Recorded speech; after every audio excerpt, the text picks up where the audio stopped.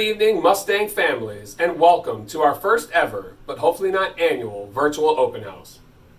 We are excited to provide you with the opportunity tonight to hear live from our teachers in a virtual platform where they will discuss the policies, procedures, and expectations for their classroom. We do understand that over the first 4 weeks there have been some struggles, but we have also had a lot of successes.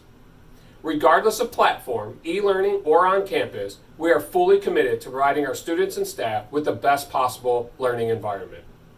I commend you for taking time tonight to hear from your students' teachers and have no doubt that you will take away pertinent information that will assist in your students' academic achievement.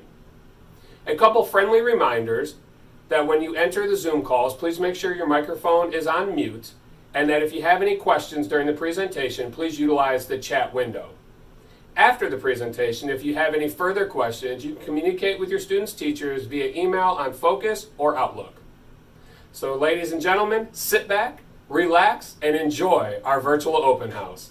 Go Mustangs!